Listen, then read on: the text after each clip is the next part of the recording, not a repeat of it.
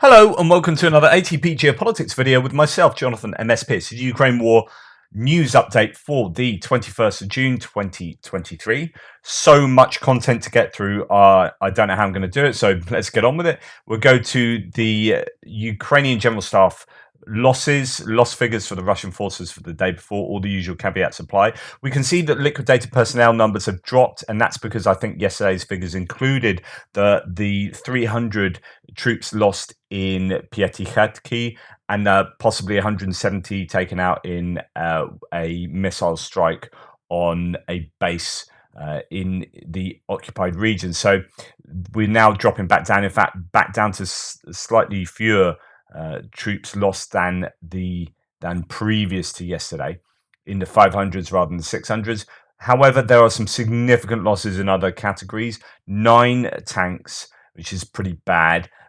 21 APVs, so that's your BMPs, that's infantry fighting vehicles, particularly APCs as well.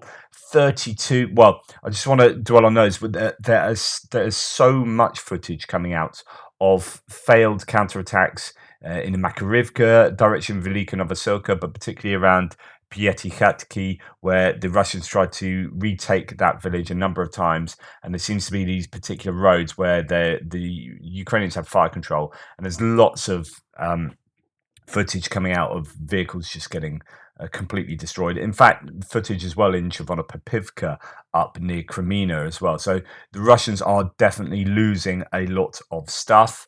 32 artillery systems, 1 multiple launch rocket system. That's a massive number of howitzers, self-propelled guns, self-propelled mortars, so on and so forth. They are losing a lot. 3 anti-aircraft warfare systems is also significant. There's no detail, as far as I know, as to what systems they are, whether they are high-value S-300s, S-400s and things like that, or whether they are autocannons on the back of a truck.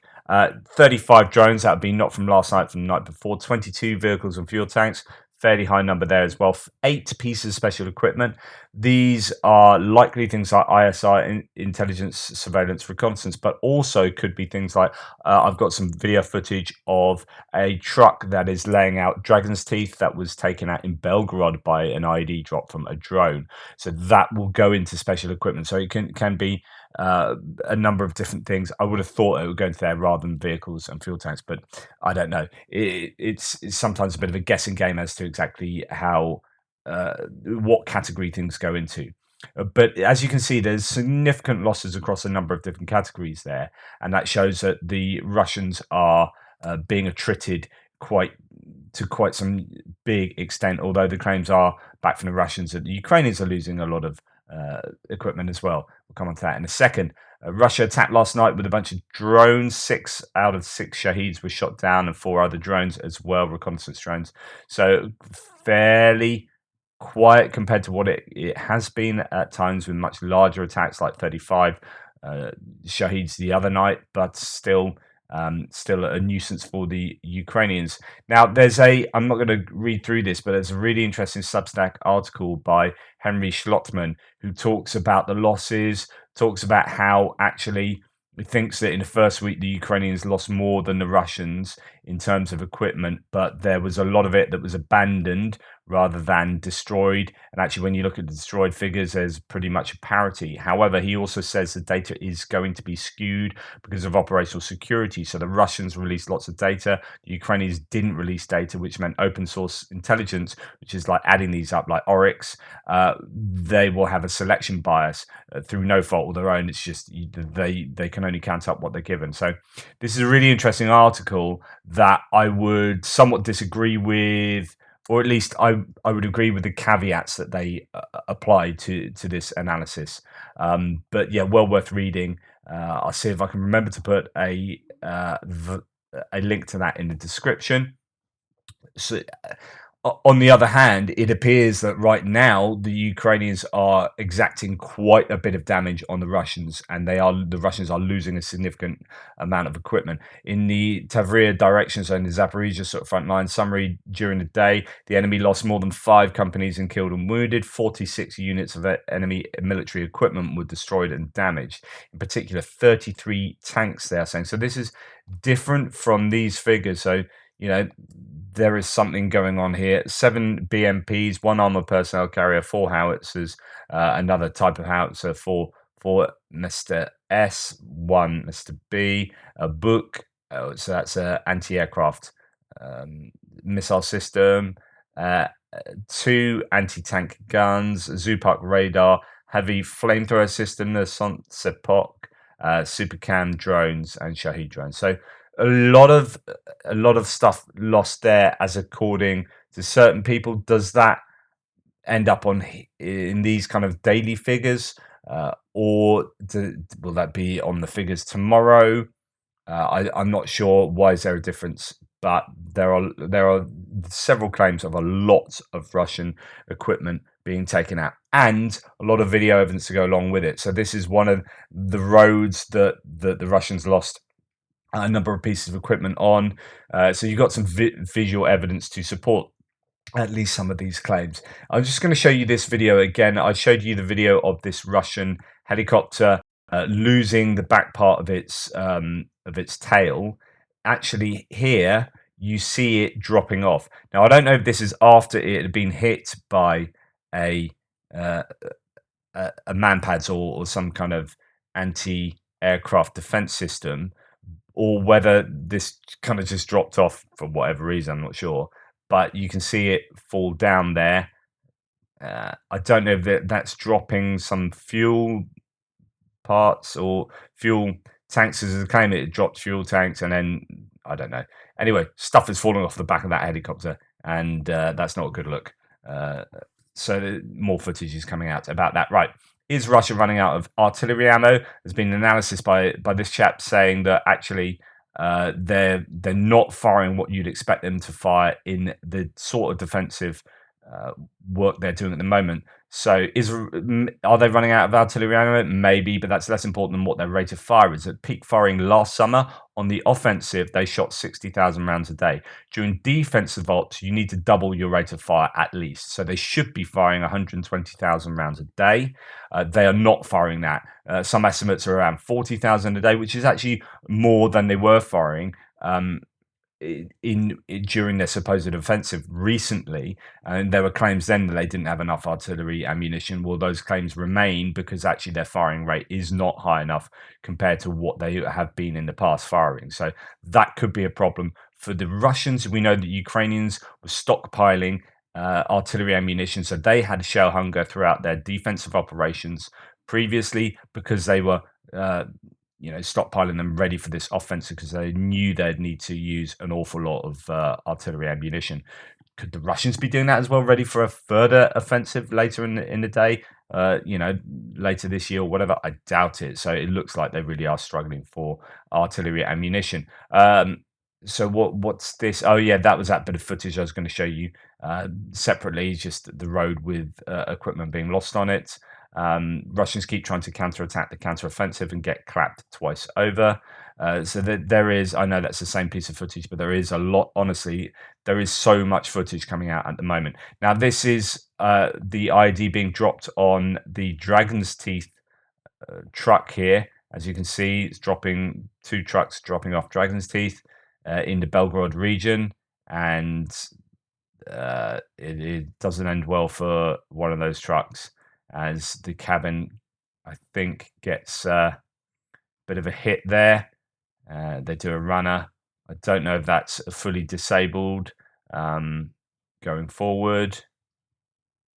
But as you can see, it's not just on the front lines that they're dropping IEDs to try and disable vehicles. Okay, now going on to other sort of long-range hits and whatnot. Here we have footage of an unknown drone in the village of Kalininets on the outskirts of Moscow. So Moscow, there have been 2 drones supposedly shot down, but again, going towards Moscow, keeping the Russians on their toes, keeping their air defense systems in place, fixing those systems, and saying to Russia, "Hey, we can hit you if we want," type thing.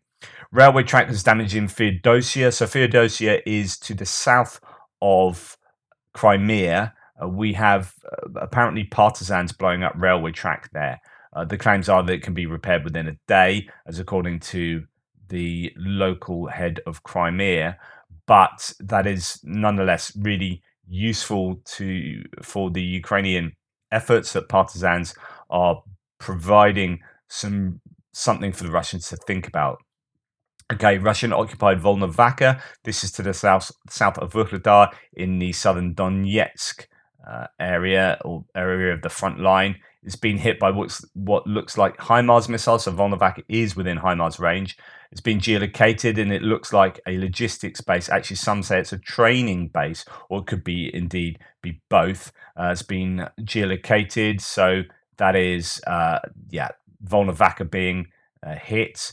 I haven't heard about too many other strikes. I'm sure they have happened. I don't think they take nights off really in terms of striking Russian targets behind the lines. But if we go on to sort of Russia on fire, Russian media is reporting that fire erupted at a gunpowder factory in Russia's Tambov region.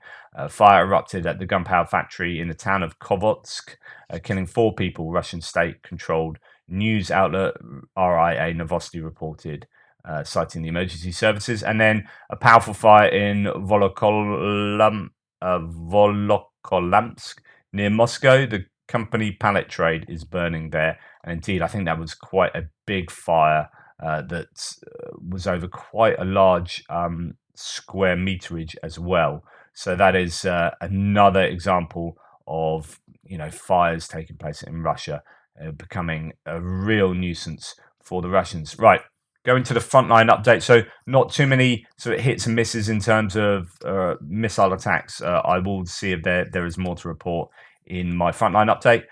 Evening update from Kenneth Gregg. This is worth dipping into, and I know you should take his claims with a pinch of salt, and quite often I think he is cruising the socials himself, even though he is in Ukraine. But he does have some nuggets, and there are a few in here. Svatovo front. This is in the northern Luhansk area. The Russians attempt to improve their positions by attacking the forest area in Serebyansky, and it ended badly for them. So that's around Kreminna, the forest just to the west of Kreminna. Heavy fighting west and north west of Klishchivka, and the Russians are crowded about 100 meters further east. So that is in the Bakhmut area.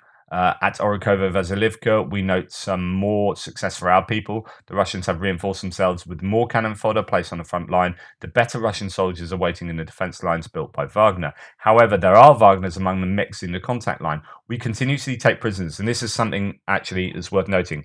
I have seen huge amounts of video imagery of POWs. There are a lot of Russian POWs being captured at the moment. So that's something to take note of. But also, Kenneth Gregg here saying that, who's this Finnish fighter that's in Ukraine, saying that there are Wagners in the mix. And that so we continuously take prisoners, including Wagners. 90% of the Wagners captured asked to be shot and not end up in the exchange pool. They know if they get they just don't want to go back to fighting, or they might meet some unsavory end for some reason if they do go back. At Avdiivka, our situation becomes more and more difficult. So this kind of goes to what Mapper Andrew Perpetua was saying the other day when I had that live stream with him. He was saying that Avdiivka is not a great place to be, as in the Ukrainians, well, both sides are losing a lot, but the Ukrainians are paying quite a price in Avdiivka. Kenneth Gregg says they're trying to break through. The Russians are trying to break through our lines at Kamyanka, Krutabalka. So that's near the Vasily area where the Ukrainians actually made some gains. They've brought in a large amount of artillery and tanks. Similar situation has arisen in Pobieda, that's south of Mariinka, which is further to the south of Avdiivka. They are moreover effective and are destroying our positions at such a rate that it's difficult to hold them back. So things are not looking too good south of Mariinka and in Avdiivka. In the Zaporizhia region, Russian tank companies tried to retake Pyatikhetki. The highway became a new Chornobaivka. That was the airport that the Russians took near Kherson, and they filled up with airframes, and then it got bombed by the Ukrainians or hit by HIMARS, and they filled it up again, it got hit, they filled it up again, it got hit, they kept filling it up, and it kept getting attacked, and they lost just a huge amount of equipment. Well, the idea is that the Russians kept attacking along this road, getting hit, attack along this road, get hit, and in the end they run out of equipment, as according to reporting from Ukraine, who said that they ended up having to attack by foot because they'd lost their equipment type thing. Of course, take all of these claims with a pinch of salt, but I think it does tell us something. It was very good that our general staff gave orders to secure the areas we are liberating. So they liberate them, then secure them, spend a lot of time kind of making sure they're defensible, before we move on, as Kenneth Gray said. The Russians are trying every trick in the book to prevent us from reaching the main defense line. Perhaps it is not as robust as they claim. So that's what he has to say. There have been large-scale combat in recent days on the Crimea front. Russian forces have so far made minor advances on one sector into the grey zone. And then it goes on to say, footage no report says, footage of the 25th Airborne Brigade has been geolocated to the area west of Chervono-Popivka in the Crimea axis. An armoured assault group that tried to attack Ukrainian positions was discovered, targeted, and destroyed. Ukrainian defenders were prepared. You could just see the pockmarks on these fields. Absolutely insane amount of artillery has taken place there, has hit these fields. It's just absolutely incredible. The amount of lead, the amount of metal that's going to be in these fields, all up and down Ukraine.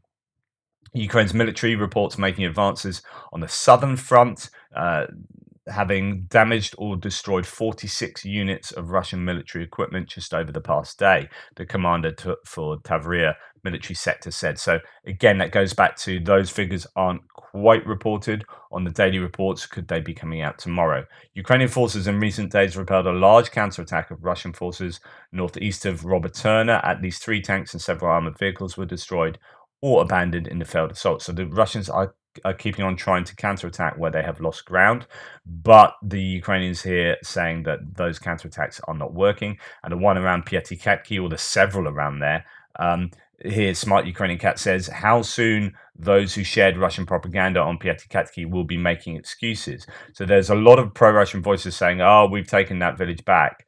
But it turns out that they hadn't. Russian attempted to recapture, and that ended in a total fiasco. The fights are for Zerebianki right now. What 429th Regiment will be doing if our forces are able to make a quick push to the west, what would they do? So this is Piatikatki, moving on to Zerebianki, possibly the Ukrainians there. There's talk about them being there yesterday. It is tough fighting. The Russians are counterattacking, but in counterattacking, they are appearing to lose quite a bit of stuff. It's reported that Russian command, eager to recapture the settlement of Piatikatki, is sending tank columns from the side of the occupied village of Zerebianka to fight against the positions of the Ukrainian defenders. The road between the population points is paved with destroyed Russian equipment, thanks to the ATGMs of the 128th Mountain Assault Brigade of the Armed Forces. So that's what's going on there. And then no report says, but this is from last night. And remember, a lot of fighting takes place in the night. So actually, where people make these summaries of what has taken place over the day, that doesn't mean that that's the case now, because we've had a whole night of fighting and the Ukrainians are doing a lot of their fighting at night. So in the Velika Novosilka axis, no map changes. That might have changed now. Footage emerged of the recent liberation of Makarivka. That's still being talked about. Rivnepil still not under Ukrainian control, and the main areas of fighting are Uruzhany and Levadny towards Pryutne. So exactly the sort of places I was talking about yesterday. Pryutne, Levadny, move from there. Rivnepil up here, still not fully under Ukrainian control and fighting around Uruzhany and Staromayorsk. So, yeah, more of the same, I guess, as far as no reports is concerned in the Velika Novosilka theatre. Right. Okay, going on to odds and ends here. We have Shoigu making threats. So Ukraine plans to strike Crimea and Russian territory with HIMARS and Storm Shadows, says Shoigu. What? They're going to hit Crimea with Storm Shadow missiles? When will that start happening? Oh, it's been going on for some time. and they've been hitting Crimea liberally with all sorts of stuff. So, quote, the use of these missiles outside the special operations zone. Who gets to decide the special operations zone? So, what? Russians can invade Ukraine, right? And Ukraine can only hit back in the places where the Russian soldiers have just invaded, rather than where they invaded in 2014. So Crimea is just off limits. And if you attack Crimea, well, then the excrement's really going to hit the fan. The use of these missiles outside the special operations zone would mean full-fledged involvement of the USA and Britain in the conflict, and will entail immediate strikes on decision-making centers in Ukraine. So I think what he's saying is we're going to hit Kyiv because you've sent missiles into, or if you send missiles into Crimea, that will mean that Britain and the USA are really part of this war. Just utter garbage, and it's just nonsense because this has already been going on for some time. First of all, Crimea is a Ukrainian territory. Clown. Secondly, run faster, because there will definitely be strikes, or definitely be more strikes. Just anyway, it doesn't make any sense to me. Prigozhin, now this is pretty insightful, believes that a riot in Russia is inevitable since the top leadership is sitting on Olympus and does not know about the real situation in the war. So the quote is, victory can be given. So this is Prigozhin on one of his, mouthing off at some point. Victory can be given to us with such bloodshed that we can hardly imagine. And I think that the authorities will descend from Mount Olympus only when people realize how many of their children, fathers, brothers, and husbands are dying.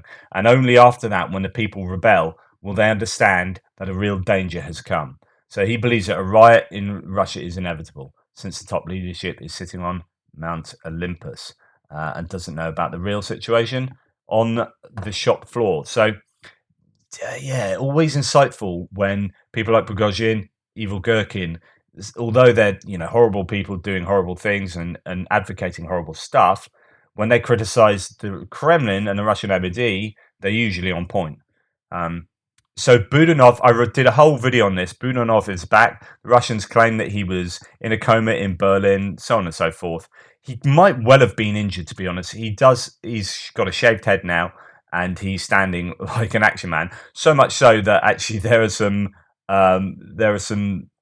where are they, memes coming out of this, like standing like some bionic warrior there, and even a nice Lego iteration of Budanov. But anyway, Grillo back from the dead. Budanov makes an appearance in public and on TV, following claims by Russian propagandists that he was dead or in a coma in Berlin. One wonders what Wargonzo has to say about this. So, okay, I'm going to come on to this. So, Budanov is alive, right? This is him talking on news channel. He's alive and ostensibly pretty well, right?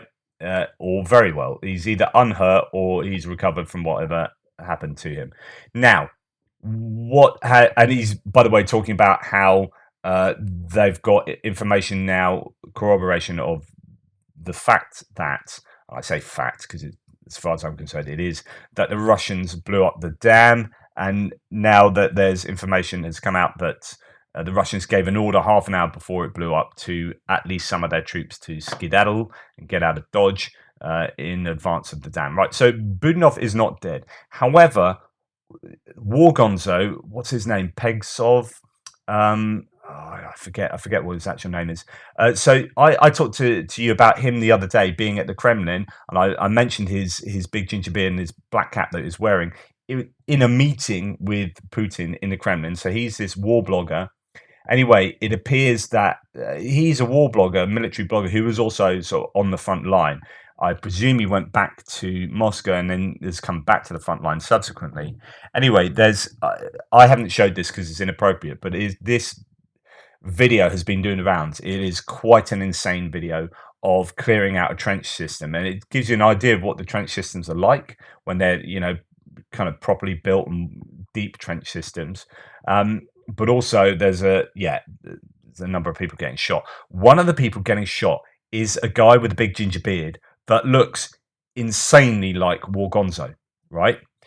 And for a whole bunch of reasons. Lots of people saying it's him. It's got the same helmet, the same shirt, wearing the same ballistic vest, the same trousers, the same beard and characteristics, 0% knowledge of how to handle a gun or trench warfare. There's no way this is not War Gonzo. He is dead. So he is shot. That guy is shot. Now, either it's someone who looks insanely like War Gonzo, or it is War Gonzo. So it appears that this military blogger is dead. There are still posts on his social media account asking for money. So I don't know whether his team is just still pumping out stuff. And there was a claim that he's still alive by posting an image of him, but the image was from months and months ago. So then that makes you think, well, if you're going to post an image, you wouldn't just recycle an old image, you'd post an image of you now, right? So it is a really strong chance. And I reference War Gonzo quite a lot. You would have heard me talk about him an awful lot, making claims about what's going on the front line. It's quite interesting to think that he might now not be. Right. So, moving on to other things, 370 pro-Russian disinformation sites were discovered in Bulgaria. Analysis of the Sofia-based Human and Social Studies Foundation identified 370 websites spreading Russian propaganda and disinformation. Wow, that is significant. I showed you footage of lots of migrant workers, both illegal and legal, being detained and thought to be shipped off to the war, possibly. That's one of the theories. And this, I mean, these guys go around kicking these people. Why I'm re-showing you this, I showed you these guys getting taken away from a distance. This is before they get taken away. They've been arrested for playing football on a Russian-only football site. And there's lots of people talking about how basically this is apartheid. When you're talking about Russia being all about liberation, when they claim, oh, we're liberating Ukraine, we're liberating Donbass, we're doing, in Russia, they appear to have fascism, Nazism, apartheid, call it what you like, where it is, you're not allowed to play football. These are young Tajiks from Tajikistan found playing in order to lie down and then kicked and taken off and arrested. A sports pitch just reserved for Russians, supposedly. That is the interpretation that many are giving it. And speaking of how wonderfully liberating the Russian government are, here we have a concert that was interrupted by the police in Tambov, over 400 kilometers from the border with Ukraine. Police marched on the stage during a concert because of the special operation. Officers of the state claimed that the gathering of the people there had not been permitted, and you get quite a booing.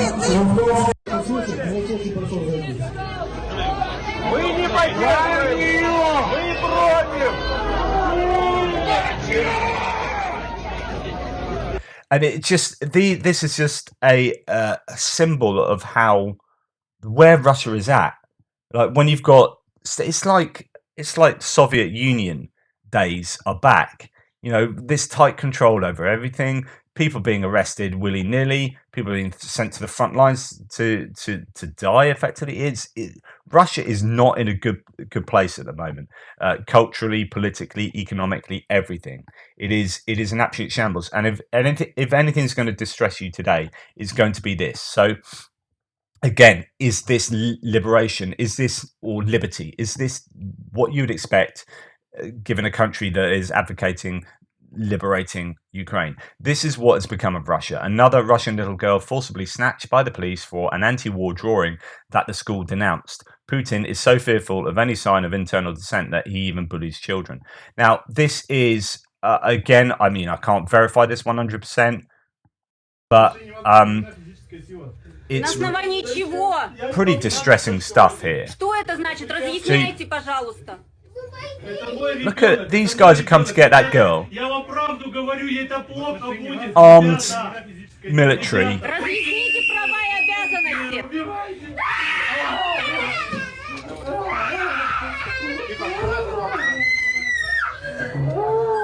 Смотрите, что делают. Смотрите. Смотрите, что делают. Они мешают, они не хотят, чтобы я снимала. Пристав конкретно мешает.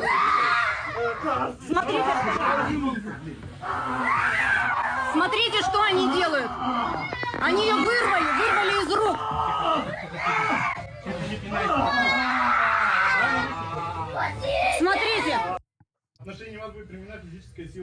Now, I felt I had to show you that. I find that pretty distressing. It's again, I can't verify exactly what the details are from here, but this is not a good look, and this is not. Again, the question is, are you on the right side? Like, if you're supporting Russia, I know I always ask this. If you're a Russian shill in my comment threads, is this what you are advocating?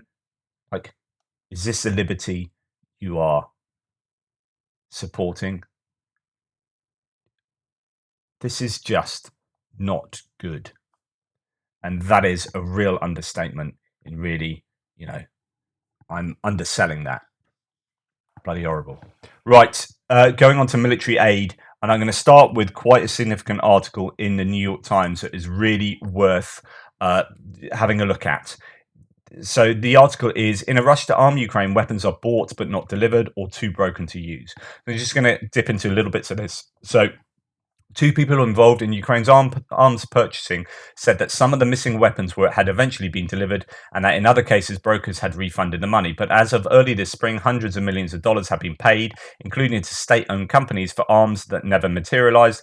One of these people said, quote, we did have cases where we paid money and we didn't receive. Vladimir Haribyov, a deputy defense minister working on arms procurement, said in a recent interview. He said the government this year had begun analysing its past purchases and excluding problematic contractors. As much as 30% of Kyiv's arsenal is under repair at any given time, a high rate, defence experts said, for a military that needs every weapon it can get for its developing counteroffensive. This is why it's so important for people like, or concerns like Rheinmetall, to say, right, we're going to set up a place in Poland, we're going to set up a place in Ukraine to help fix stuff up. There's so much need for fixing stuff up, not just from battle damaged and attrited equipment, but actually from equipment that is yet to come into Ukraine.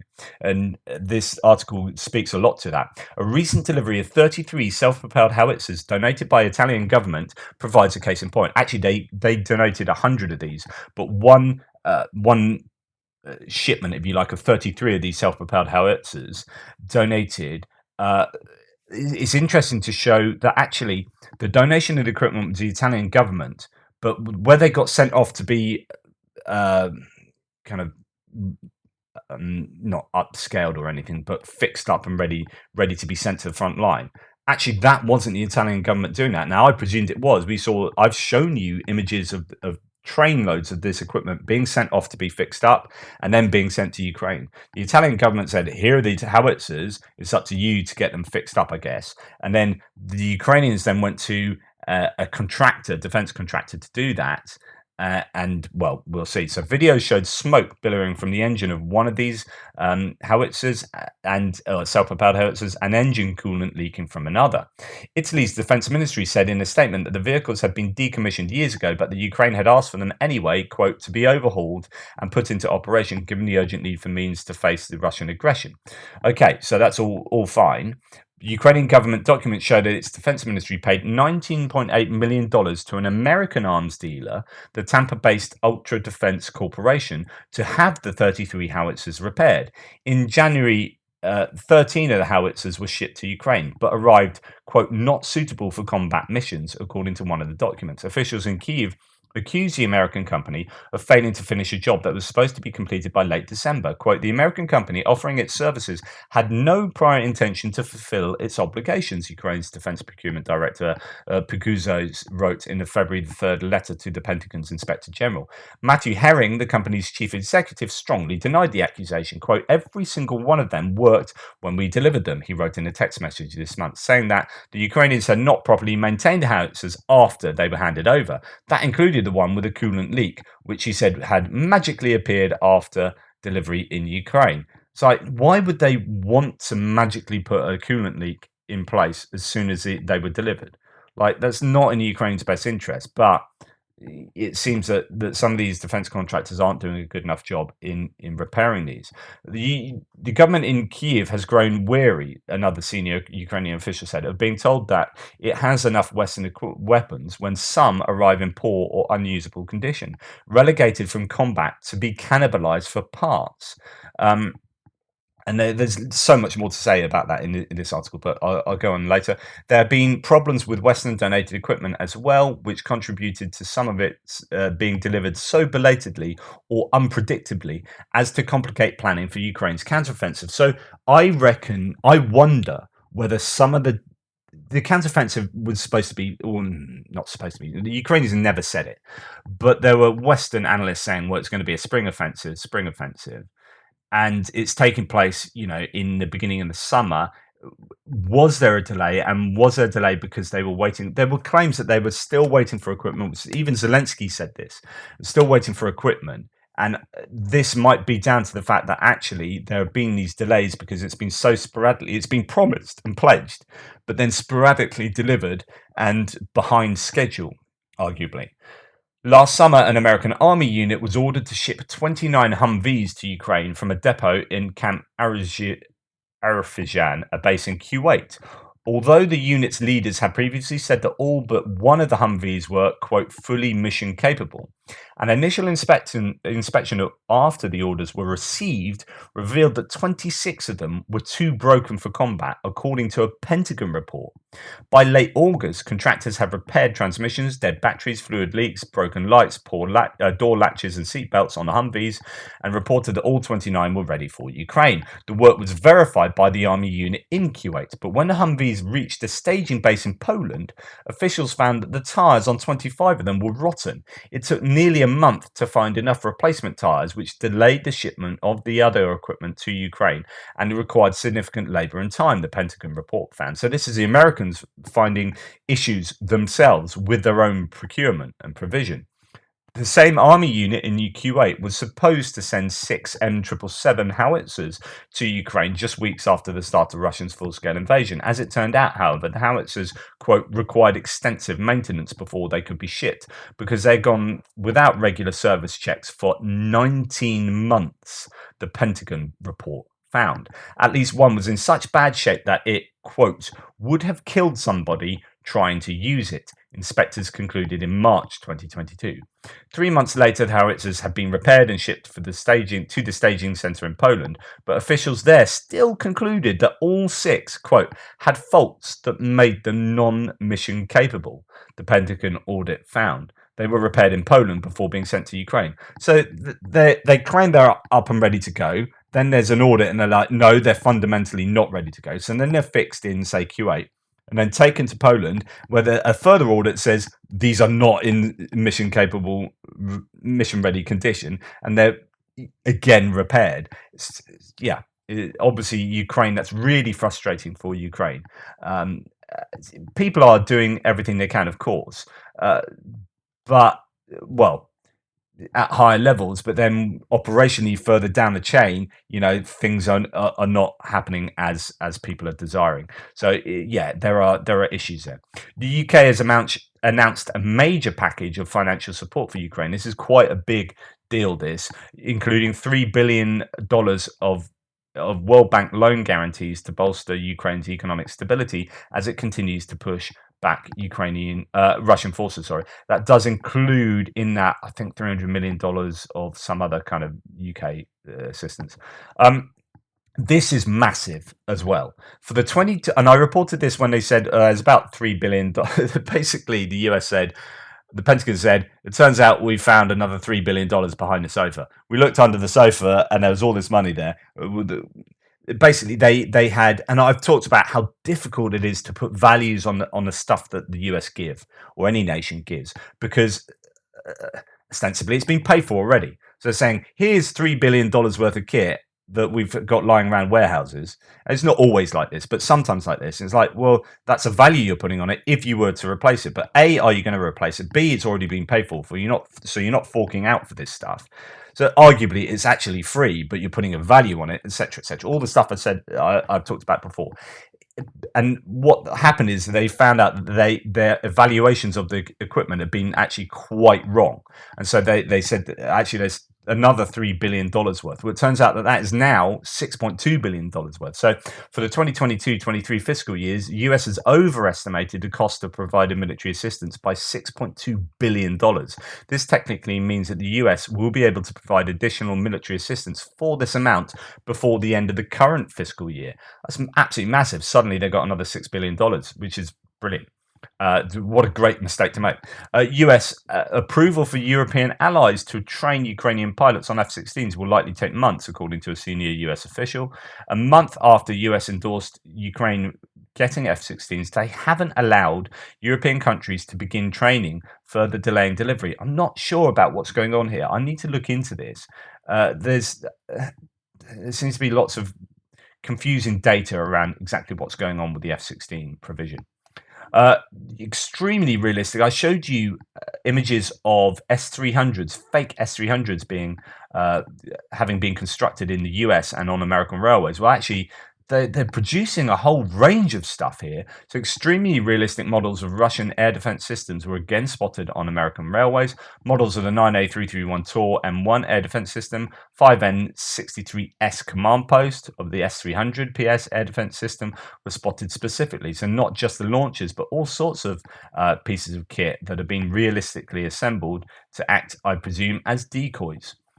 Portugal will transfer 14 more M113 APCs and 9 towed 105mm howitzers to Ukraine. In total, Portugal has transferred 45 M113 series vehicles to Ukraine. They are in the process of getting upgraded or like fixed up, these M113. So I don't think they're altogether there yet.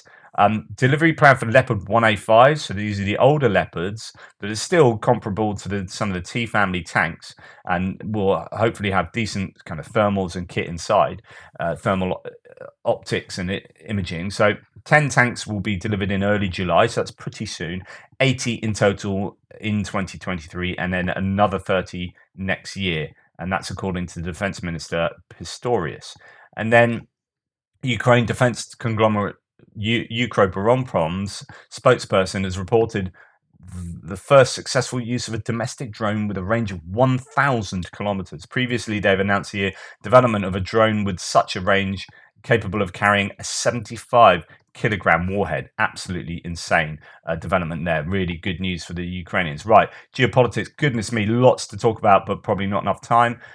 We've got this situation in Hungary where 11 POWs in some arrangement have gone to Hungary, and there are different claims about how the Ukrainians can't contact them. Now they're saying they can contact.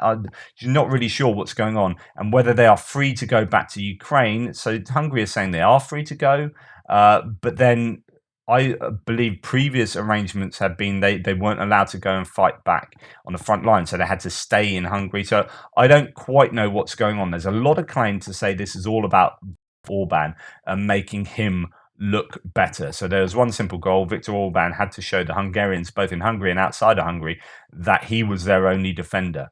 That's coming from Kuleba. So the Ukrainians aren't happy about this. I'm confused as to exactly what's going on. The end result is there are some POWs in Hungary, and probably from the Azov regiment and defending Mariupol. These people that the Russians don't want back in Ukraine, really. So they've sent some of these to Hungary. I don't know what's gone the other way, but that's an ongoing bit of an issue there. 41 leading companies made a commitment to give 250,000 Ukrainian refugee women and other refugees jobs and training across Europe. This commitment is the most significant one ever made to economically integrate refugees, the Tent Partnership has said. This is really, really good, really progressive for these labels here, for these companies. That's good stuff. So looking at those companies, one should be pretty positive about that move. On the other hand, only 17% of Western companies have completely exited Russia. The remaining 1,120 Western companies generated $136 billion in revenue in Russia during 2022, helping Kremlin finance the invasion of Ukraine. On the flip side, Jeffrey Sonnenfeld, who's an economist, has previously said that it's overstated and the figures aren't well compiled. And he was pretty stinging in his rebuke previously. This was back in February this year. I reported that. This is a guy working in Yale with a team of people looking at the company still in Russia. I'm not sure if these latest figures are by the same people that did a dodgy analysis, or whether there really are that many Western companies there still sort of bankrolling the Russian war effort. That will take a further little bit of analysis, I guess. But it could be that, yes, there's still an awful lot of Western companies in Russia. I know that Mondelez is still there, and they Cadbury's and Toblerone and all those brands of the parent company of Mondelez still operating in Russia, and that's pretty controversial. And another company, American General Electric, they have left customers without repairing gas turbines. And this is a really significant move. So on June 19th, the company stopped servicing turbines in the Russian Federation, closed access to the monitoring system, and may also stop supplying original spare parts. The company made such a decision against the background of the expansion of US sanctions, which prohibit American companies from providing engineering services in Russia. Quote, repair and replacement of nodes are most critical for the most powerful turbines, including the only H-class machine in Russia at the Kazan CHP-3, writes the publication. So that means that power, or possibly, I don't know if this is just power station stuff or whether it's drilling stuff, so on and so forth. But I mean, turbines would talk about power stations. So it looks like this could have a really big effect on the Russian ability to produce power for their own population. So that is quite significant. Britain will not lift sanctions against Russia until Russia pays compensation to Ukraine, says the British Foreign Ministry. That is incredible. Really good messaging from the UK there. Ukraine is seeking up to $40 billion to fund the first part of a Green Marshall Plan to rebuild its economy, including developing a coal-free steel industry, a senior Ukrainian official said ahead of an international summit.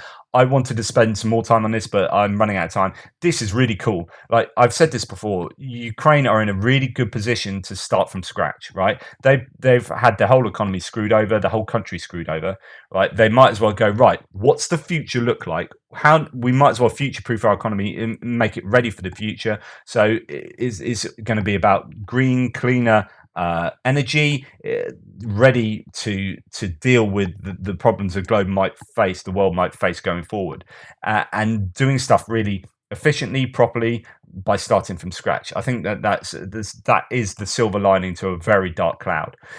In order to pressure Russia into peace talks, France will back Ukraine's bid into NATO. So Macron has changed his positioning on getting Ukraine into NATO, whereas before he's like, no. Back in time in the Bucharest summit in 2008, the then French President Sarkozy and German Chancellor Merkel blocked Ukraine's rapid accession to NATO. Now Macron seems to have changed the French positioning on that, which is really significant. And finally, here's a bit of a Russian economy update. The TLDR is it's screwed. I might look at this in my extra video later today, because I think it's well worth going through this, but there's every chance that the Russian economy is in a lot more trouble than they might be claiming, although their figures are bad. Their official figures are actually pretty bad. So if those are their official figures, then the real figures are going to be even worse. And it seems like they munched through their reserves at a rate that's quite insane. And yeah, I'll talk about that in greater depth later, because I've been banging on for too long as it is. Anyway, thank you so much for watching. This was a really long one. Do apologize. Take care. I'll speak to you soon.